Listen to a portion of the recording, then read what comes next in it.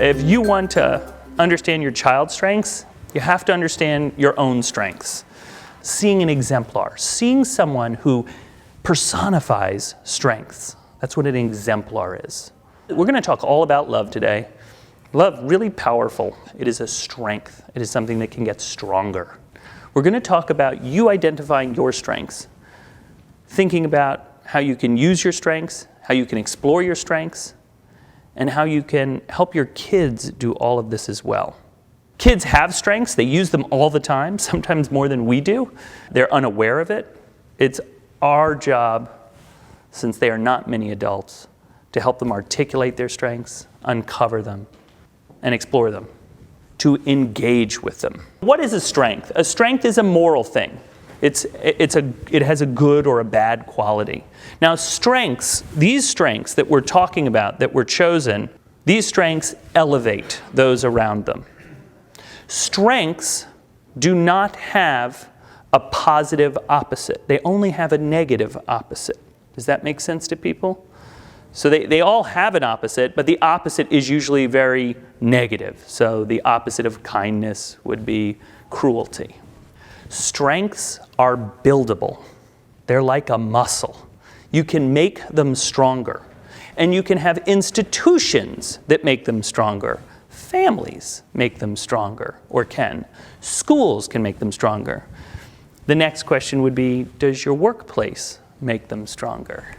You can't squander a strength. You can't waste love. You can't waste kindness.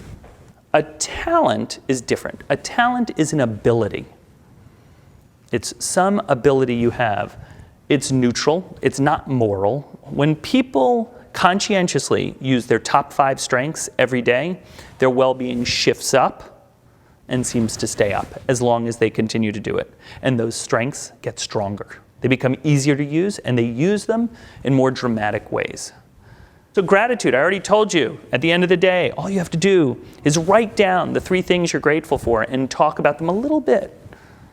And well-being is elevated. It's one of the few interventions we know that elevate well-being, and it seems to stay elevated. Another gratitude exercise is the exercise of a gratitude letter.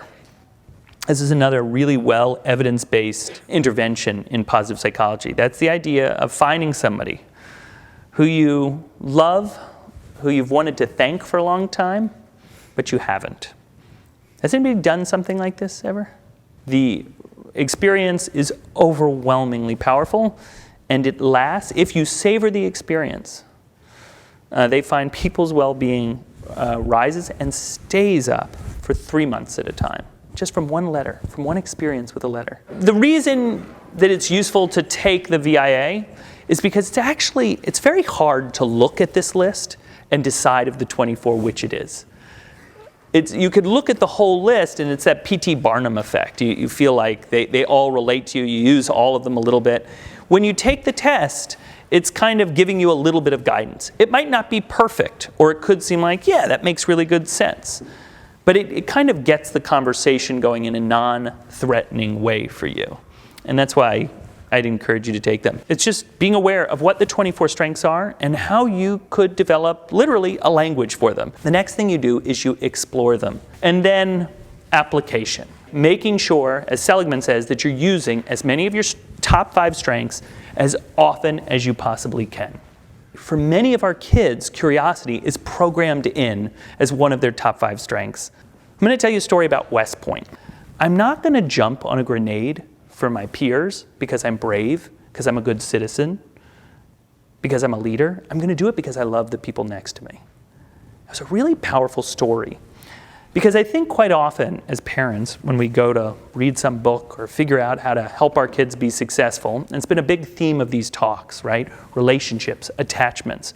When we really want to set up our kids to be successful, it is very much about love. Love is valuing close relations with others, in particular those in which sharing and caring are reciprocated, being close to people. That means you have to model these things in your own life, and you have to always be aware of them in your family.